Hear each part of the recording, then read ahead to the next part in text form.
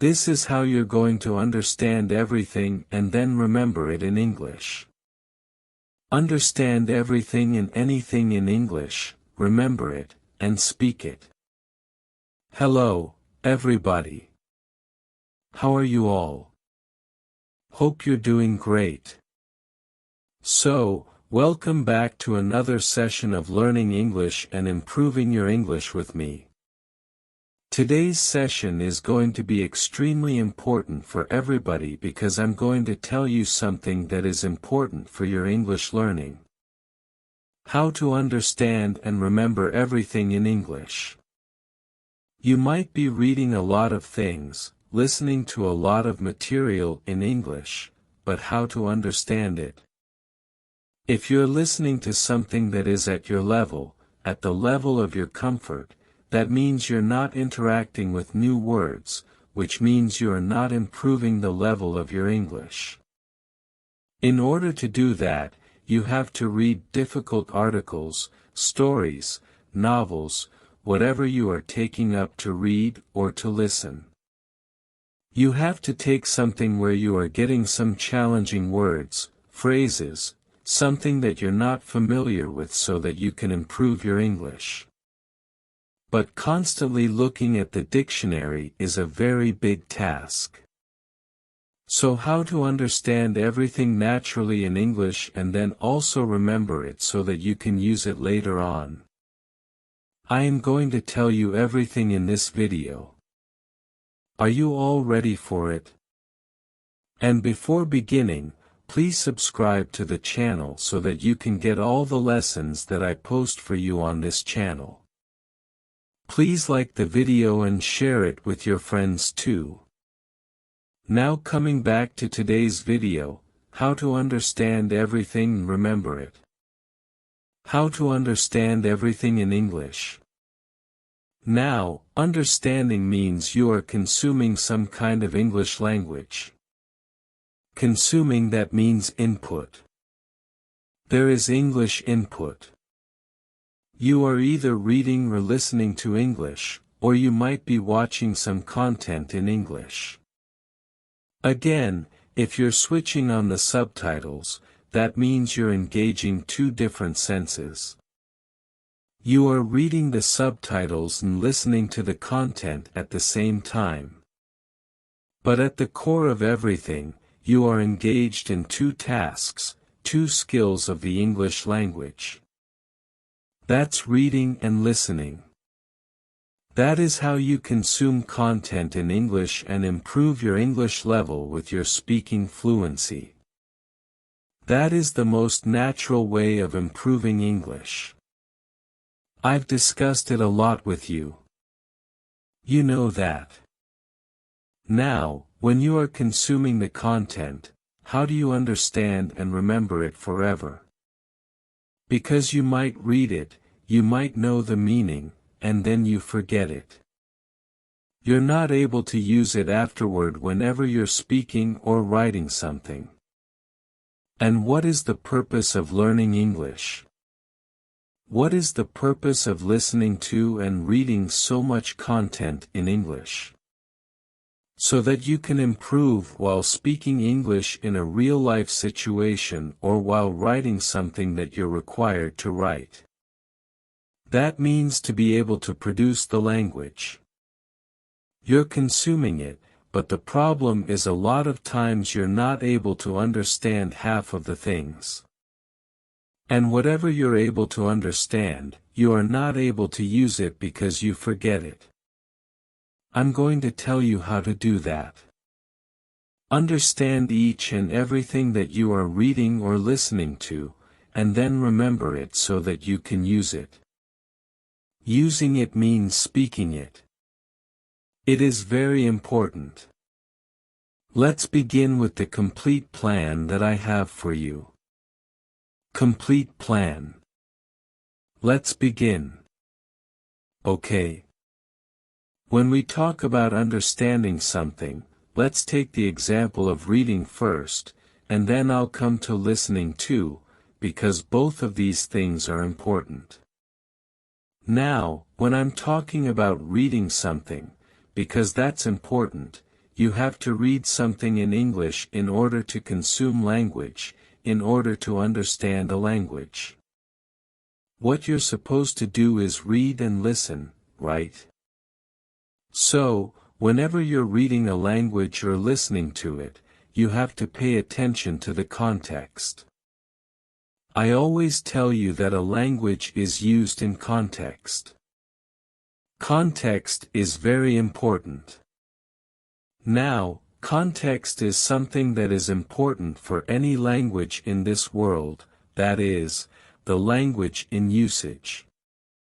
How the language is used is context. Everything that is surrounded by the usage of a particular word or phrase is context. It can be the situation you're using it, it can be how you're forming a sentence with it, what kind of meaning you're using, because a word can differ in meaning. That is the context. You have to understand the context, and if you understand the context, that is the most natural way to acquire a language. And when you acquire the language naturally, you are going to use it because now you are not trying to remember things. You're not trying to cram up things. You're not doing rote learning. You're not trying to speak sentences after reading them and then not able to understand what is going on. You're not doing this. What you're doing is you're trying to understand the language in the most natural way possible, just like a child would if he or she is learning his or her native language. You are replicating that kind of situation for yourself, and this is the best possible situation.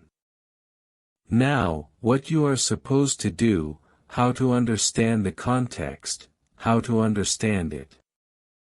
For this, there is a very simple thing. There are some steps that I'm going to tell you now. If you take up those steps, you'll be able to understand the context, understand everything, and also remember it so that you can use it later on. Let's begin with it. Step number 1. Step number 1 is to look for some context clues. You have to look for some context clues. Now, what are context clues? See, context clues are basically all the things that surround a particular word. For example, the sentence that you are using, the sentence before that particular sentence, or the sentence after that particular sentence. Now, if you're watching something in English, let's come to listening and watching. If you're watching something in English, understanding context becomes very easy because everything is visualized for you. When you're reading, you have to use your imagination. When you're listening, you have to use your imagination. But when you are watching something, you have the people acting out things for you. You can see the setting. You can see the people. You can see the context. Context is visualized. But that is half of the context. Half of the context is in the way that particular word is used in a sentence. Because you get half of the context visualized, it's very easy for you to understand the context. At times when you're reading something, it's very important for you to understand the context through the context clues, rather than directly jumping to a dictionary. When you directly jump to a dictionary, what happens is your brain gets instant gratification. What is instant gratification? You must have heard about this word. That is when you do something that is easy for you, that is pleasing for your mind, and then the effect remains for just a temporary period of time. That is instant gratification. What happens is you get a confidence. Okay, this is the word. This is the meaning. I've looked at the word's meaning. Now I'll be able to read everything comfortably, or maybe listen to that particular podcast comfortably. This is not the case. At that very moment, you might understand the meaning of the word. But after that, you will forget it. You will not be able to remember it. The biggest problem everyone faces is that we are not able to remember anything that we learn in English. After some time, we forget. The words are not coming to our mind. We have learned so many words. When we read them, we are able to recognize the words that we have learned. But using them is a big problem. And this is why the problem occurs. Because you're trying to instantly look up the meaning without any effort from your side. Your brain gets the meaning of the word in an isolated manner. That means the word is isolated. It's separate from the complete sentence. You look at the meaning separately, not within the context, and this is creating a huge problem for you. So, you have to look at the meaning of the word in context, rather than separating the meaning from the context. Do not do that. Do not isolate the word, isolate the phrase, keep everything within the context, and for that, look for some context clues. Now, how to do it? How are you going to look for those context clues? It's very important. Let me give you an example through this short paragraph, as you can see on the screen. She was feeling euphoric on the prospect of getting selected for the school's literary club. She was feeling euphoric. Now, this is a new word, euphoric. On the prospect, again, a new word, prospect of getting selected for the school's literary club. She was feeling euphoric. There is a particular word before euphoric that is feeling. Now, through this, we know it's an emotion. Euphoric is an emotion, right? This is a feeling. She is experiencing some kind of emotion. Why is she experiencing it? Ahead in the line, let's read it. On the prospect of getting selected for the school's literary club. Now, she's getting selected somewhere in a club. That's something prestigious. So, that means the feeling is positive. It's happiness. It's excitement. If you are getting selected somewhere, you'll feel that happy, over the moon, on top of the world in seventh heaven, won't you? You will. You definitely will. And that is the same feeling for her. Euphoric is that happy feeling. Euphoric is that over-the-moon feeling for her. Now, the next word, prospect. But we are not able to find any kind of related meaning. Prospect of getting selected. Okay, so is she selected right now or she's not selected right now? That's a big question. Let's read the next line to understand. Now, the next line will serve as a context clue here. She still has to go through the final stage of screening. She still has to go through the final stage of screening. Now, screening is another word. She has to go through the final stage. That means prospect. The meaning of prospect is she is not yet selected, but she has a lot of chance and possibility of getting selected. So, prospect means something that can happen in a very positive manner. A possibility of something. A chance of something that is going to happen. So, prospect of getting selected. Something where the possibility is quite high. So that is prospect, right? Now screening. Screening can be an audition. We are able to understand from this because she's getting selected somewhere. That means the last stage of screening.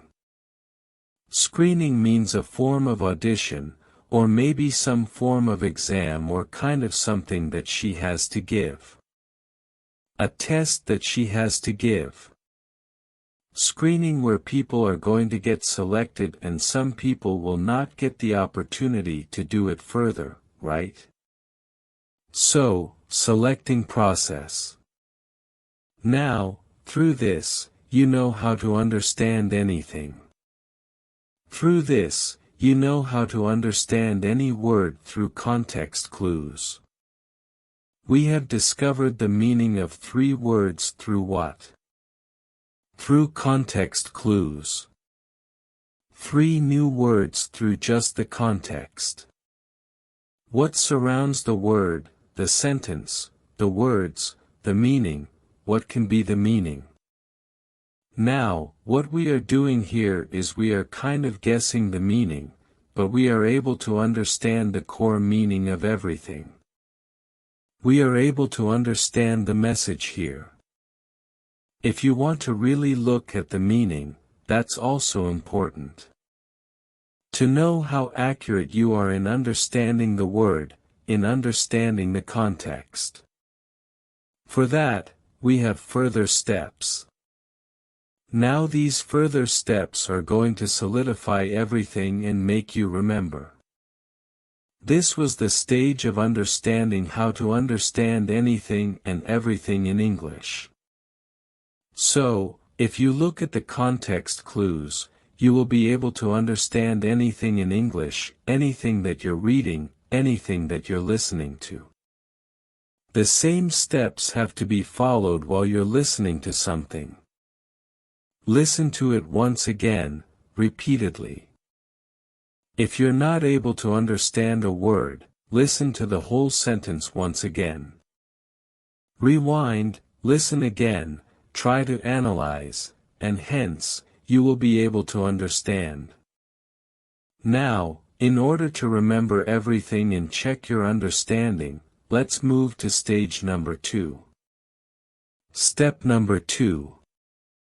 Now, step number 2 is making notes and recording. Making notes and recording.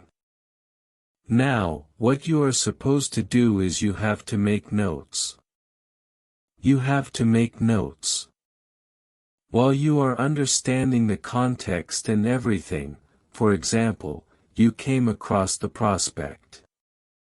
What you're supposed to do is take up any diary, any vocabulary journal of yours, like I have here one of the journals with me. Now, you have to write the word there. Write the word, okay. Whatever you can understand right now, what you can do is create a column like context clues, and you can note down the things that you can relate to that particular word from the sentence. You can note down the complete sentence, or you can note down some words that you might think are meaningful and related to this particular word. What can be the meaning? Note it down. Make notes. These notes will help you also understand the context in a better way. When you're looking for context clues, you'll be able to get those clues in a better way. You'll be able to understand the clues in a better way because everything is there in written form. You'll be able to analyze everything, and that is important. After analysis, what you're supposed to do is while you're recording it, while you're making notes. This step needs to be repeated once again. I'm going to tell you how, but for now, these notes that you're making are going to stay there with you. They are going to define the word for you in your mind. Everything is going to get fixed in your subconscious mind at the back of your subconscious mind. What you're doing is you're feeding a lot of information to your brain related to that particular word, which is very important. You've taken a word, for example, tremendous. She's doing tremendous hard work to get the promotion. So, tremendous means extremely. You're able to understand. She's doing tremendous hard work to get the promotion. Now for getting a promotion, what a person will do is a lot of hard work. That means tremendous means with a lot of intensity, a lot of kind of, very much, extremely, and you're able to understand the word. So, you can write that tremendous promotion, hard work, which means extreme, extremely. Whatever meaning you can understand, you can write that. So, you have to make some notes. While doing it, you can understand it in a better way. When you make notes, everything solidifies here.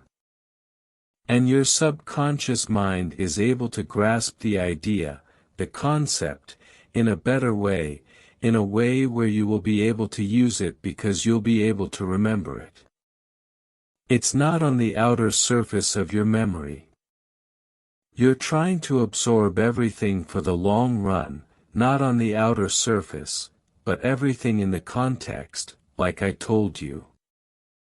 So, it's very important for you to make those notes while you're looking for the context clues, while you come to the conclusion of what you can understand and what you cannot understand.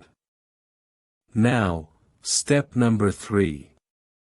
Step number 3 is to use online dictionaries and check. Now, what you're supposed to do once you understand the context is do not do it after every sentence, okay? Supposedly you're reading one page. You have to do everything that I've told you in step number 1 and 2 for the complete page. If you come across 10 words, you're supposed to do it for those 10 words. If you come across 15 words, you're supposed to do it for those 15 words. When you're done with your reading or listening, if you're listening to something. When you're done with it, done with all the words that you came across, done understanding all the context clues, done making the notes about them. Now is the time you have to check the proper meaning and write it down again in your vocabulary diary. Again, like I've told you, step 2 will get repeated again. I've told you that before in the previous step. Now, this is the time where you have to repeat step number 2, making notes. That is how you're going to make notes. You are going to use an online dictionary. Why am I saying online dictionary? Because you can understand the context in a better way through an online dictionary. You can also hear the pronunciation. You can learn about various contexts in which this word can be used. For example, this word can be used as a verb. This word can be used as an adverb. There are a lot of words which can be used in a different way. For example, the word record. Record means a written information about something that is kept for a long period of time. So, that is record. Now, record, to record, is to capture everything. That's an action. That's a verb. The first one was a noun. This is a verb. In this manner, a word can differ in its meaning, also in its context, and the kind of word it becomes, whether a noun, a verb, adverb, adjective, everything. So, when you use an online dictionary, you'll be able to understand all of these components altogether. Now, if you are somewhere where you can't access your phone, internet is not allowed. For example, in a lot of college classes, using a phone is prohibited. A lot of times, it's done. If you are in such a setting, you need to keep that pocket dictionary. You can keep Oxford's Pocket Dictionary. I used to do that a lot when I was in school and in my college because a similar thing happened at the time. And I remember when I was in school, I always used to keep that pocket dictionary. Oxford's Pocket Dictionary. And I always used to recheck all the meanings of the words that I came across after my English class ended. I remember I used to use that dictionary after my English classes a lot, so I remember that, and it used to help me a lot. This is something that you can do, keeping that Oxford English Dictionary with you. It used to help me, and this is something from my personal experience that I am telling you, so you can keep that and look at it. Later on, you can also look at the online dictionary too. So, for an online dictionary, my personal favorite is the Cambridge Dictionary. You get everything on that particular dictionary, so go check it out and understand whether whatever you have learned through those context clues is correct, how accurate it is. Now, note down the correct meaning, the accurate meaning of it. I'm sure 80 to 85% of the time you are going to be accurate because you're not just guessing. It's not hitting trial. Okay, I've guessed this. Maybe this is correct. I've guessed that. Maybe that is correct. No, you're understanding it. You're looking at the context clues. You're trying to understand, and then you're coming to a conclusion. That means you are going to be almost correct a lot of the time. Context clues help you a lot. Now, the step number 4, the last step of this particular process, is to revise. Revise because this last step focuses on remembering the things. You've understood everything. It's with you, and you want to remember it. 50% of the work is already done in order to remember that, because you are doing the work in a very solidified manner. You're not doing it on the surface level. It's a deep work you have done with your English language learning. Now, after this deep work, keeping it aside is not the solution. You have to also revise it from time to time. You can revise it after every 10 days, 20 days, 30 days, whenever you get time. Revise it. I'm not saying that you have to revise it every 5 days. That is not a fixed time. I am setting you free to create a schedule on your own. Take time out of your schedule and revise these words, these phrases, everything new that you're learning in English. Why are you making these notes? So that in the future, you can come back and revise it.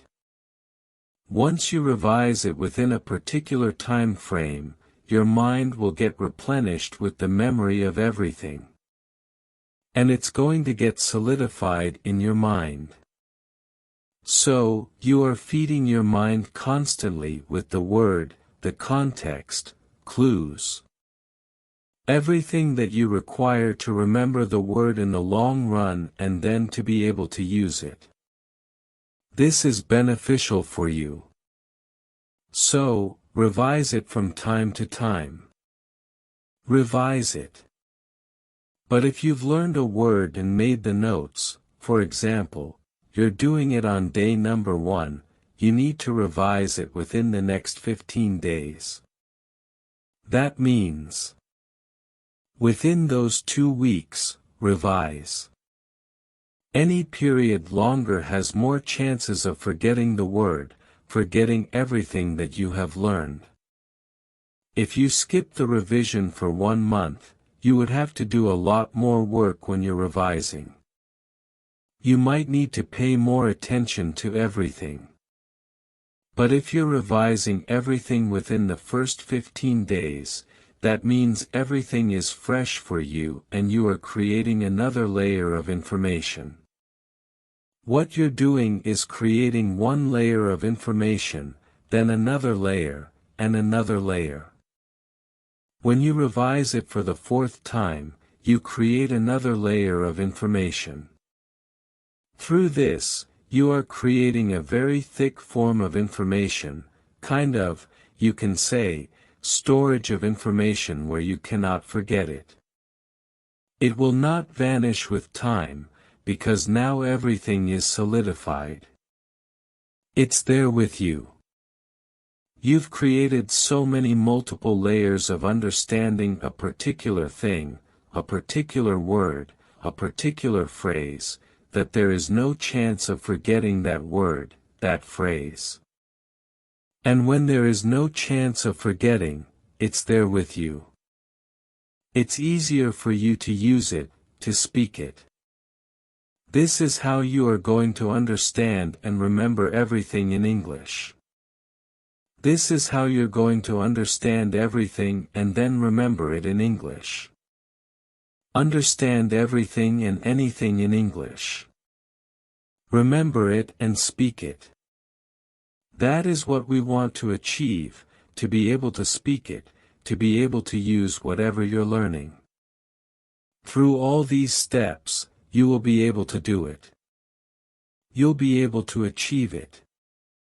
You'll understand anything that you read, anything that you listen to in English, and then you'll be able to remember it for a very long period of time and use it comfortably.